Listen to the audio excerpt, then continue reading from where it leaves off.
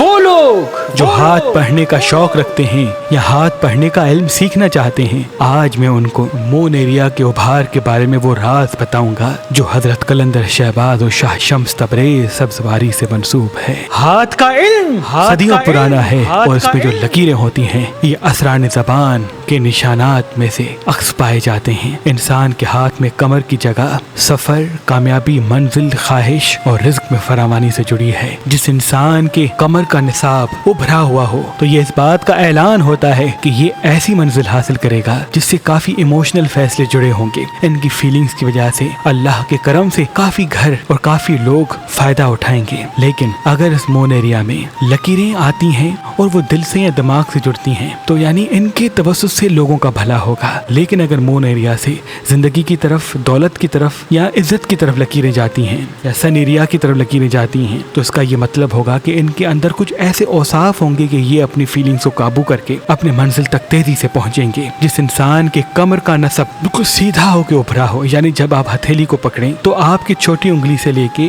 ہتھیلی کے اختتام تک یہ حصہ تھوڑا سا ابھرا ہو، تو یہ اس بات کا اعلان ہوتا ہے کہ آپ کے ہاتھ میں بہت دولت آئے گی اور کچھ ایسی اپورچونٹیز ملیں گی جس سے آپ تیزی سے ترقی اور کامیابی کی طرف جائیں گے۔ لیکن اس بات کا یہ اعلان بھی ہوتا ہے کہ دولت آئے گی تو، لیکن وہ قائم تادیر نہیں رہے گی۔ اس لیے کوشش کر کے جب دولت آئے، اپورچونٹیز ملیں تو اپنی فیلنگز کو تھوڑا سا سنبھل کے اور مشاورت کے ساتھ قدم بڑھانے کی عادت قائم کریں تاکہ آپ کی منزل اور کامیابی ایک ساتھ رہے۔ جس انسان کے مون ایریا ابھرا ہوا نہ ہو تو اس کو چاہیے کہ روز صبح سورہ کوثر، سورہ نصر کو 7 مرتبہ ہاتھ کی ہتھیلی پہ پڑھے اور یہ دعا مانگے کہ اے میرے اللہ، میری فیلنگز کو قابو کرنے کی طاقت عطا فرما تاکہ میں اپنی منزل تک پہنچ سکوں۔ انشاءاللہ وہ منزل پا کے کامیابی پائے گا۔